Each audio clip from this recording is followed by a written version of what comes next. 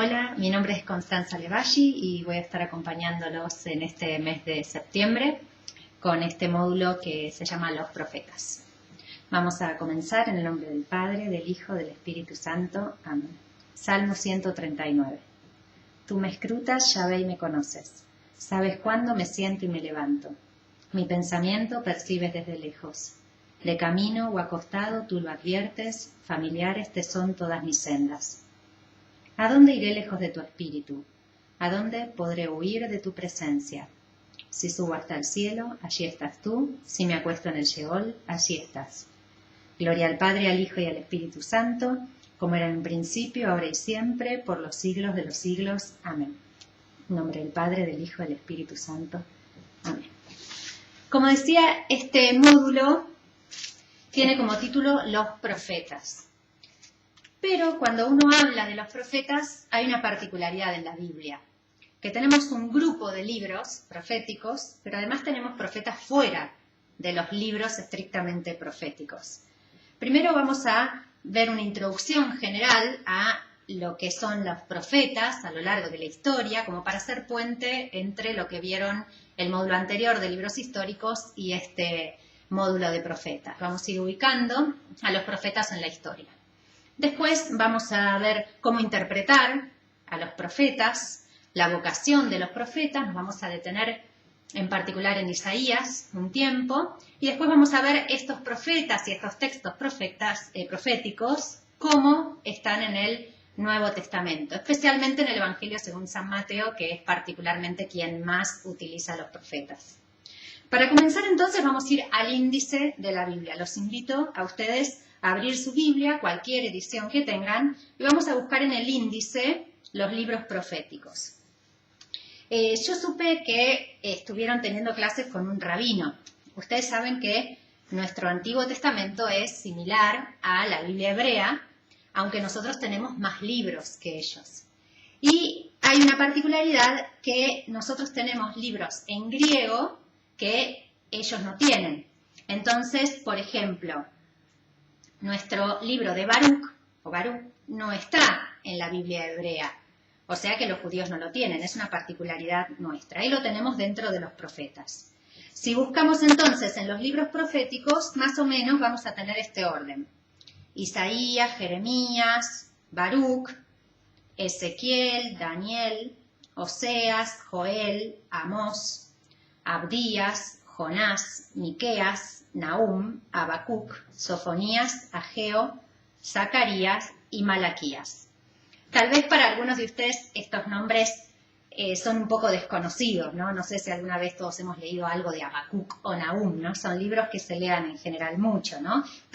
O Abdías, tal vez que es muy breve, son parte de los profetas, pero sí conocemos a Elías o Eliseo, o hemos escuchado hablar de Elías o Eliseo, y no los hemos mencionado recién, porque estos profetas se encuentran en otros libros, los encuentran dentro de lo que llamamos la literatura profética. Entonces vamos a tener que ir a lo que llamamos los libros históricos, que ustedes ya vieron. Entonces, para comenzar, vamos a tratar de ubicar dentro de un amplio grupo que llamamos los profetas algunas figuras, que también, no se sorprendan tanto, va a haber algunas mujeres. Y con ella vamos a comenzar, con Débora, que si vamos hacia atrás, podemos decir de alguna manera que es la primera profetisa que aparece en la Biblia. Por supuesto no está dentro de los libros proféticos, está dentro de los libros de los jueces, pero es llamada profeta. Ya la semana que viene vamos a ver bien el término profeta, qué significa, cómo se utiliza. Pero hoy, en particular, vamos a hacer este puente entre los libros históricos y los libros proféticos. Así que vamos a hacer una línea de tiempo que ustedes conocen de los libros históricos y vamos a ir ubicando de a poco a los profetas. Vamos a ver si la línea me sale derecha, más o menos. Entonces, vamos a comenzar por aquí. Dijimos la primera, Débora, ¿no? Que aparece en el libro de los jueces. Entonces, vamos a ver Jueces 4, 4, 5.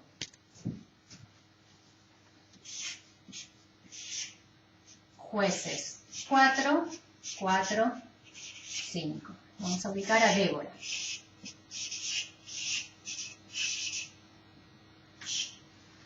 Débora viene de abeja, una curiosidad interesante en hebreo. Entonces, si vamos al libro de los jueces, en 4:4-5, el libro de los jueces dice: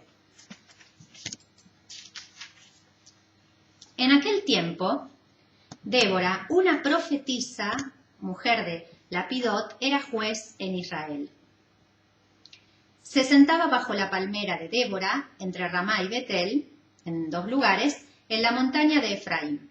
Y los israelitas subían donde ella en busca de justicia y le consultaban y ella respondía.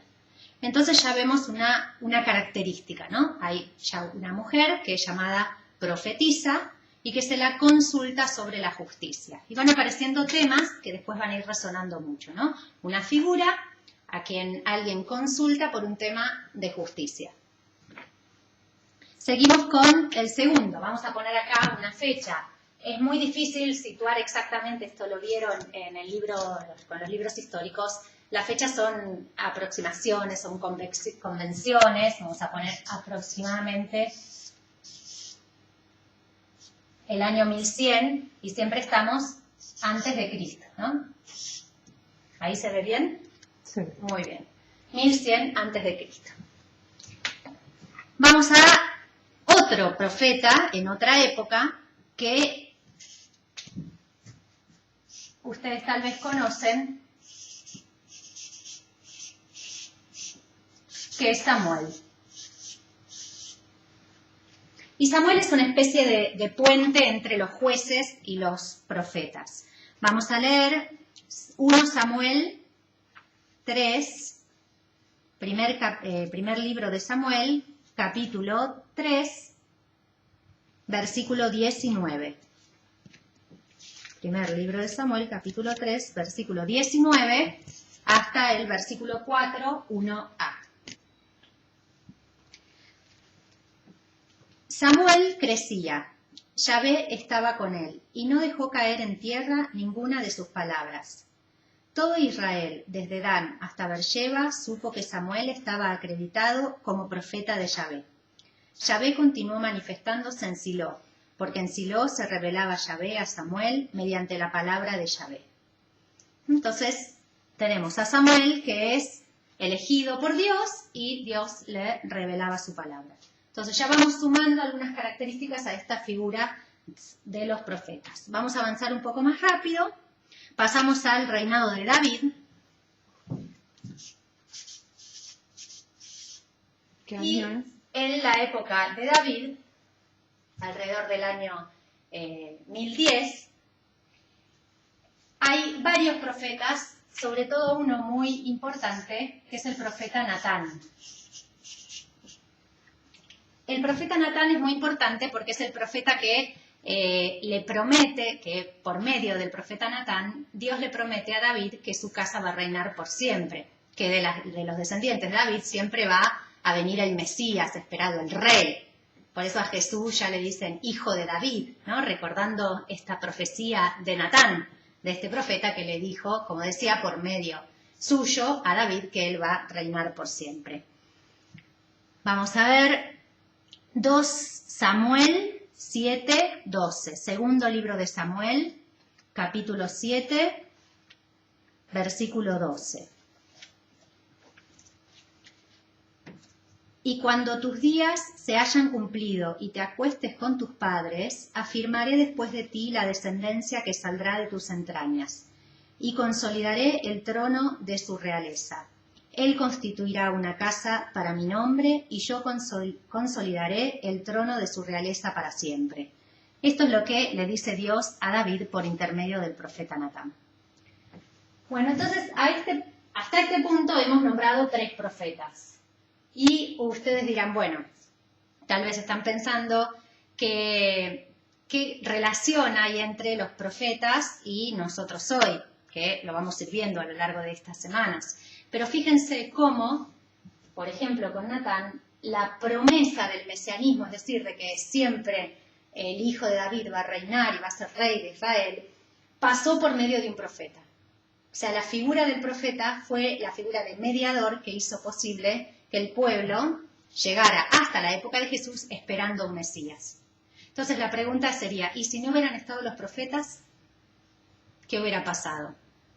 U otra pregunta, ¿es indispensable el profeta para que el pueblo se comunique con Dios? ¿Sí o sí se necesita un intermediario? ¿Nosotros necesitamos un intermediario para comunicarnos con Dios?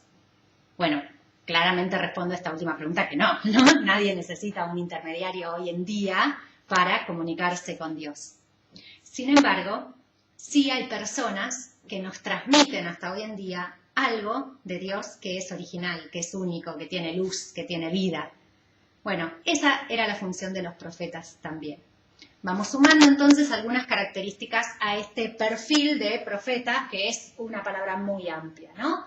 Decimos, es una persona que la gente consulta por justicia, es una persona que es llamada por Dios y es una persona que transmite algo de Dios, algo que sabe sobre Dios y lo transmite. Vamos a ir avanzando un poquito más en la línea de tiempo. Bueno, saben por libros históricos más o menos, tal vez recuerdan lo que estaba pasando en esta época. Esto se llama la época de la monarquía unida, si es que alguna vez hubo una monarquía muy unida, ¿no? Pero si la hubo, sería en la época de David. Después a David lo sucede Salomón. Recuerden que estamos mencionando los profetas, no los reyes. A David lo sucede Salomón. Y después de Salomón, ¿qué pasa? Se dividen los reinos. Y acá me quedó medio, a ver, en el 970 empieza a gobernar Salomón y en el 931 se dividen los reinos. O sea, a mí me gusta hacer así para arriba el reino norte y el reino sur, ¿no? Como que quede arriba el norte y abajo el sur. La división de los reinos refleja también un problema que los profetas van a tratar, que es un problema religioso y un problema político. Por eso se dice que es un cisma religioso, pero también era un cisma que tenía que ver con muchas cuestiones de política, de justicia económica, ¿no? Cuando muere Salomón, estaba Roboam y Jeroboam. Roboam era el hijo de Salomón y Jeroboam era el jefe del ejército. Entonces, el pueblo le pide a Roboam que baje los impuestos, ¿sí? Baje los impuestos para aflojar el yugo. Nada que ver con nuestra época de hoy, por supuesto, ningún parecido de casualidad. Bueno, se le pide que bajen los impuestos. Entonces, él consulta a ancianos y a jóvenes. Finalmente, Roboam no baja los impuestos, los sube. Así que ahí se produce un cisma. Los reinos del norte, todos menos 2 reinos, se van con Jeroboam primero y 2 tribus se quedan, digamos, 2 tribus se quedan con el reino sur. Y ahí queda dividido en lo que llamamos reino norte y reino sur. ¿Por qué cuento la historia y por qué elegí empezar este módulo con la historia? Porque otra característica que le sumamos a el consultar por justicia, el llamado por Dios y el comunicar cosas sobre Dios es estar en el tiempo. O sea, los profetas son siempre personas muy conscientes de lo que le estaba pasando a la gente. No son personas que están aisladas en un mundo religioso lejano a lo social. Digamos, son profetas que están plenamente inmersos en el ámbito social. Por eso el estudio de los profetas implica un estudio de la época. Ustedes ahí en el foro tienen mucho material, un material muy rico, que no lo preparé yo, es un material de acá, muy interesante sobre el contexto histórico, qué es lo que estaba sucediendo. Es interesante leer lo que estaba sucediendo en cada época del profeta. No como un dato extra, sino porque realmente el profeta, el hombre de Dios, es una persona que tiene los pies en la tierra, es una persona que conoce lo que está pasando, entonces puede hablarle a la gente. Si uno desconoce lo que está pasando, si uno tiene un grupo de oración o un grupo misionero, catequesis, de animación bíblica y no sabe lo que está pasando con esa gente, muy difícil pueda ser un medio o pueda ayudar a acercarse, a que esa gente se acerque a Dios o se acerque a la palabra de Dios. Entonces, esto es algo muy propio del profeta. Los profetas sabían lo que estaba sucediendo, anunciaban y denunciaban muchas veces. Por eso siempre es importante entender lo que estaba sucediendo en esa época para entender lo que el profeta quiere decir y no sacarlo del contexto. Muy bien.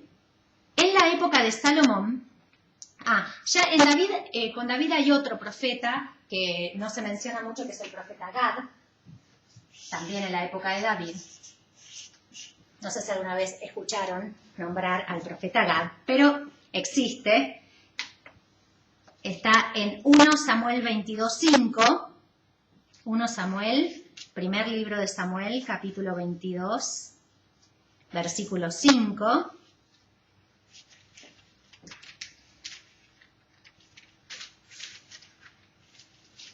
Primer libro de Samuel, capítulo 22, versículo 5, dice, el profeta Gad dijo a David, no te quedes en el refugio, vete y penetra en las tierras de Judá. Partió David y entró en el bosque de Jeret. Bueno, Gad le dice a David lo que tiene que hacer, ¿no? Consulta y David obedece muy bien al profeta en este caso. En la época de Salomón también hay otro profeta, que es Agías.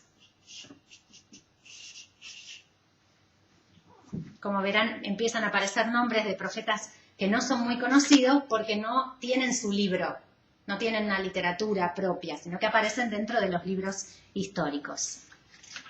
Y Agías lo encontramos en 1 Reyes 11, primer capítulo de Reyes, capítulo 11, versículo 29. Dice, sucedió entonces que Jeroboam salía de Jerusalén y el profeta Agías de Silo le salió al encuentro cubierto con un manto nuevo. Bueno, y después Agías toma el manto, lo rasga y etcétera, ¿no? Sucede una serie de acontecimientos que tienen que ver con los pecados o las cosas no de Dios que estaban pasando en ese momento, ¿no? Y el profeta entonces denuncia qué es lo que tiene que suceder. Avanzamos un poco más en el tiempo y ahora llegamos ya a Elías y Eliseo, que son profetas más conocidos. Y estos profetas sí son profetas del Reino Norte. Acá tenemos nuestra línea del Reino del Norte y ponemos a Elías y a Eliseo. Elías es un profeta más conocido porque es un profeta que se menciona en el Nuevo Testamento. Cuando a Jesús le preguntan, ¿quién dice la gente que soy yo? Y algunos dicen que sos Elías, ¿no? Porque Elías se había ido al cielo en un carro de fuego, según narran los libros, y nadie lo había visto morir. Entonces, por eso se pensaba que iba a volver, ¿no? Jimena, ¿sigo? Siga. Muy bien, muchas gracias. Entonces, por eso algunos decían que era como que Jesús era el profeta Elías que estaba volviendo. Entonces, a Elías lo ubicamos más o menos en el reinado del rey Ahab, que es en el 874. No me quedó mucho lugar. No importa tanto las fechas, más o menos como para que se den una idea de la complejidad de lo que implica hablar de los profetas. Que si bien tienen muchos aspectos en común, también se ocupan una cantidad de tiempo inmenso, porque vamos a seguir la línea hasta lo que se llama la época griega, el siglo IV antes de Cristo. Entonces tenemos una primera profetisa en el siglo XI-XII antes de Cristo, y tenemos la última, si no quisiera llamarla el último, en la época casi persa o griega. O sea, que serían, ¿cuánto? Del siglo XI al siglo IV, ¿no? Unos 6-7 siglos de profetismo. Imagínense todo lo que pasó en 6-7 siglos. Entonces, es complejo. Muy bien, entonces tenemos a Elías y Eliseo. Vamos a ver sobre Elías. 1 Reyes 17:1. Primer libro de Reyes, capítulo 17, versículo 1. Dice, Elías, el tesbita de Tisbe de Galaad, dijo a Ahab, vive Yahvé, Dios de Israel, ante quien sirvo, que no habrá en estos años rocío ni lluvia, si no es por la palabra de mi boca. Bueno, y acá tenemos un elemento más que sumamos a las características de los profetas, que la clase que viene vamos a retomarlos, que es el predecir el futuro. Generalmente, si uno está con cristianos, con gente de fe, y le pregunta qué es un profeta, mucha gente responde el que predice el futuro. Y en este caso es así. Y en muchos casos aparece el profeta diciendo algo que va a pasar o alertando sobre algo que puede llegar a pasar. Pero a medida que pase este mes vamos a descubrir que no es lo único que hacen los profetas, ni es lo que más hacen los profetas, lo de anunciar el futuro. Y además vamos a ver también cómo se escribió el libro, cuándo se escribió y de qué manera. Porque hasta este punto que ustedes muchos han hecho algún taller, curso de Biblia, algunos empezaron en la introducción, otros se suman ahora, pero a este punto ya han escuchado que no es que el profeta, o en todos los libros, la persona o Jesús mismo iba predicando y tenía un escriba atrás que iba escribiendo, ¿no? Sino que la puesta por escrito del libro se distancia muchísimo del momento histórico en el que sucedió. Hay un momento de predicación real, o sea, hay un profeta, Isaías, que predicó. Hay un tiempo donde sus discípulos y su círculo de profetas fue recordando sus palabras, transmitiendo sus palabras oralmente, y después hay un tiempo que se puso por escrito. Entonces, muchos de los casos pueden haber pasado muchísimos años en ese transcurso, 100, 200, 300, 400 a veces.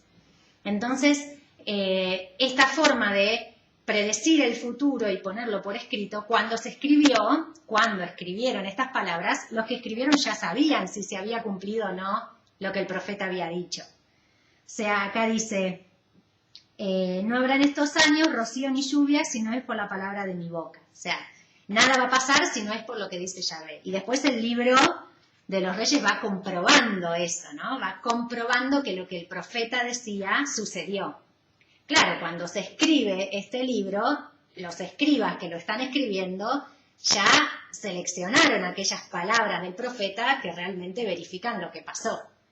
El profeta dijo esto y se cumplió. Vamos a transmitir esta verdad, ¿no? Esta realidad. Dijo que nada pasaba si no era por anuncio de Yahvé, y eso es lo que el libro de los Reyes transmite.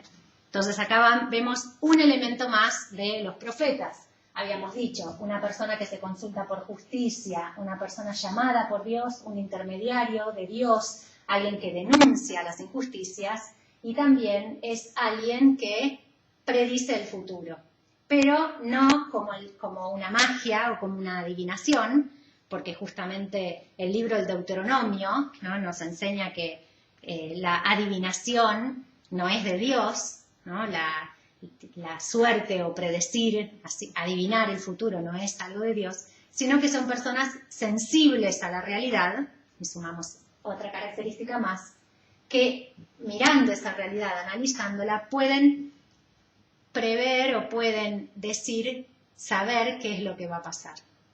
¿No? Es como uno, salvando las distancias, una persona que está habituada al tiempo, un meteorólogo sabe que si las nubes están de una determinada manera va a llover, ¿no? Entonces es una persona formada y sensible a esa observación. Bueno, los profetas también.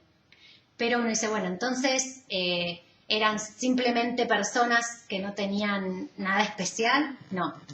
Precisamente lo que los hacía ser profetas y personas especiales eran que habían sido llamados por Dios, como vimos con Samuel, y después personas sensibles a la realidad social de lo que estaba sucediendo, sobre todo al sufrimiento del pueblo.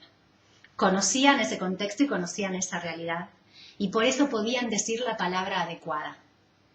Y ese es un desafío para nosotros también como animadores bíblicos, ¿no? Si nosotros conocemos con las personas con las que estamos trabajando, podemos decir una palabra adecuada o muchas veces podemos decir una palabra inadecuada, ¿no? Si desconocemos esa realidad. Los profetas tenían esa capacidad de decir esa palabra adecuada por conocer el contexto. Y ser hombres de Dios, ¿no? Hombres de Dios es una expresión que aparece mucho, que vamos a ver la semana que viene, y es una característica de los profetas. Es una forma de llamar a un profeta, un hombre de Dios. Bueno, y avancemos un poquito porque el tiempo avanza y nuestra línea no, así que vamos a ir avanzando un poco más en esto de nombrar a los profetas. Vamos a mencionar a los profetas del Reino Norte, que no son tantos, porque ustedes saben cómo termina la historia del Reino Norte. Vamos a terminar acá. En el 721-722, el imperio asirio toma Samaria, lo destruye y es lo que nosotros llamamos el fin del Reino Norte. Claro, uno habla del fin del Reino Norte y parecería que uno se tuviera que imaginar un vacío, ¿no? Llegan los asirios, que históricamente es uno de los pueblos más sanguinarios de la historia, tenían todo un aparataje de guerra impresionante. Bueno, llegan, destruyen y uno se imagina como un silencio y un vacío. No fue así. Efectivamente, destruían, mataban, todo a su paso, pero no es que la tierra quedaba del todo vacía. Obviamente seguía viviendo gente.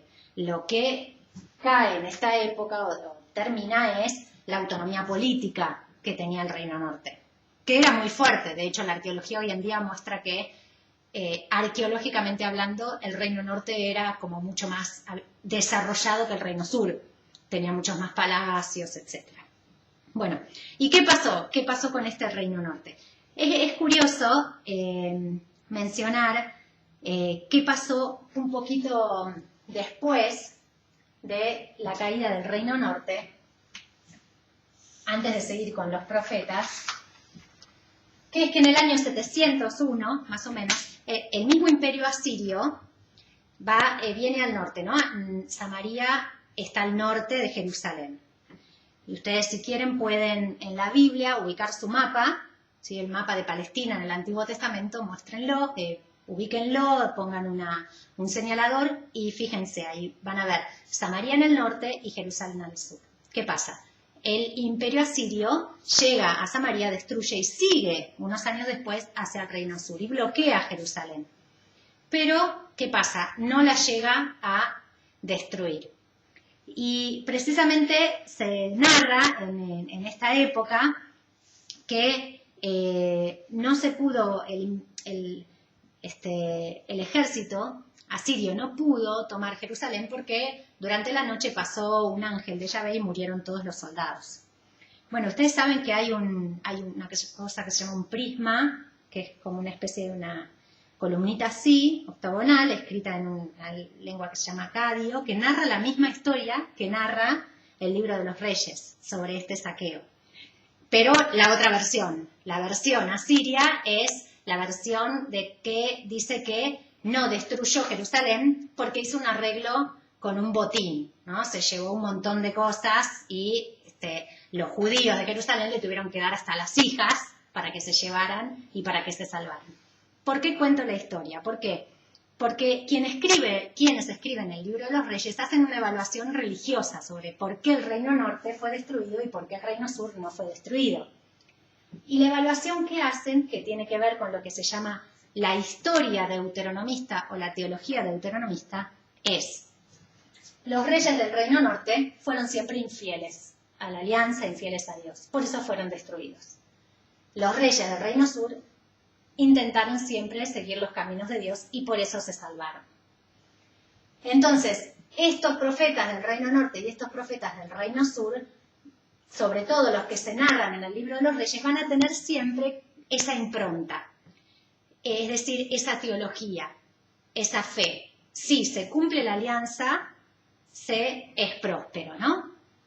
Lo que se dice habitualmente: si te portas bien, te va bien; si te portas mal, te va ir mal. Bueno, sería burdamente, digamos, eso, ¿no? Teológicamente, cumplir la alianza, ser fiel a Yahvé, es lo que da prosperidad. Y no cumplirla es lo que hace que sean destruidos. Claro, en ese momento, hago un paréntesis, lo que no sabía el Reino Sur es que un poquito después vienen los babilonios y también los destruyeron a ellos. Pero bueno, hasta ese momento, la lógica, lo que llama la teología deuteronomista, funcionaba. Y los profetas eran los encargados de mencionar eso, de recordar eso, de decir, hay que cumplir la alianza porque si no va a pasar esto. Funciona en esta historia porque los libros fueron escritos, estos relatos de los profetas fueron escritos alrededor entre el año 640 y el 609, que reina un rey que se llama el rey Josías. Voy a poner acá una R para diferenciarlo de todos los demás que estamos escribiendo que son profetas. Este es el rey Josías. En esta época que se escribió el libro de los reyes, que narra todo esto, ¿qué pasaba? Había prosperidad en el reino sur. Entonces funcionaba eso, si se es fiel a Yahvé, es próspero y si no, no. La prédica de los profetas estaba funcionando bien. Lo que no sabían, vamos a poner aproximadamente este año, es que unos años después, vamos a dejar mucho lugar acá si tenemos lugar para poner todo lo que falta, alrededor del año 586, cuando cae el imperio asirio y el imperio babilónico toma control de toda esa zona, bueno, ahí sí destruye Jerusalén. ¿Sí? Se quema el templo y se produce lo que se llama la época del exilio. Entonces, esa forma de entender de la historia, del que cumple la alianza es próspero y el que no, no, deja de funcionar. Porque si el reino sur fue en esta época, fue fiel y por eso, digamos, le fue bien, no fue destruido, ahora ya no funciona más. Entonces vamos a ver en los libros proféticos que hay un antes, un durante y un después de este exilio. Por eso una forma de dividir a los profetas, acá nos falta mencionar algunos, que ya los vamos a mencionar, es en profetas preexílicos, exílicos y posexílicos. Preexílicos,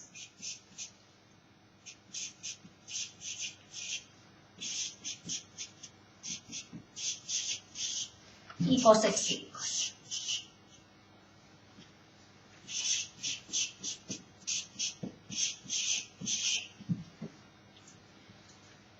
Es una de las formas que hay de clasificar a los profetas. ¿Por qué? Porque lo que predican está determinado por lo que está sucediendo históricamente y socialmente, ¿no? Volvemos a lo que decíamos antes. Conocer el entorno, conocer el contexto de lo que está sucediendo históricamente determina la prédica. Entonces el profeta no es que se sentaba en su escritorio, ninguno, porque ninguno era escriba, pero o se sentaba en su cueva o en su tienda y pensaba fríamente qué era el mensaje que tenía que comunicar, sino lo que hacía era salir al campo. Algunos eran pastores, otros estaban en la corte, pero en el medio de la realidad, inmersos en esa realidad, es que predicaban. Conocían 100% lo que estaba sucediendo. Entonces, su prédica era escuchada o no escuchada por los que no les gustaba lo que decían, porque tenía sentido. Lo que decían tenía sentido para quien lo escuchaba. Y eso, por lo menos para mí, es una enseñanza muy importante para nosotros, que somos animadores, repito, ¿no? Decir una palabra que tenga sentido es valiosa y tiene sentido cuando tiene que ver con la vida de quien la está escuchando. Entonces, conocer el contexto es indispensable. Conocer a los profetas, para conocer a los profetas hay que conocer qué es lo que estaba sucediendo, ¿no? Para entenderlos. Vamos a avanzar un poco más. Vamos a llegar, si les parece, voy a mencionar a los dos del norte que me faltan y después hacemos el corte. En el norte también tenemos a Amós, que en realidad es un profeta que está al norte y al sur, y a Oseas.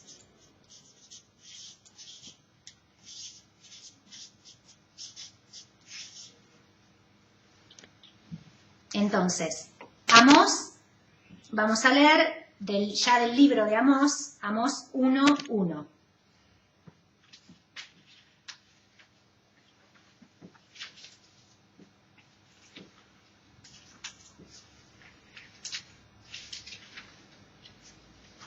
A ver, tenemos Amós 1:1. Palabras de Amós, uno de los pastores de Tecoa, visiones que tuvo acerca de Israel en tiempos de Osías, rey de Judá, y en tiempo de Jeroboam, hijo de Joás, rey de Israel. 2 años antes del terremoto. Entonces fíjense cómo comienza el libro, siempre ubicándonos en lo que estaba sucediendo. Entonces Amós, profeta, reino norte y reino sur. Y por último, por este bloque, vamos a ver a Oseas. Entonces leemos Oseas 1:1. Oseas. Palabra de Yahvé que fue dirigida a Oseas, hijo de Berí, en tiempo de Osías, Jotán, Ahaz y Ezequías, reyes de Judá, y en tiempo de Jeroboam, hijo de Joás, rey de Israel, ¿no? Y lo mismo, siempre la ubicación histórica. Bueno, hacemos el corte y seguimos después.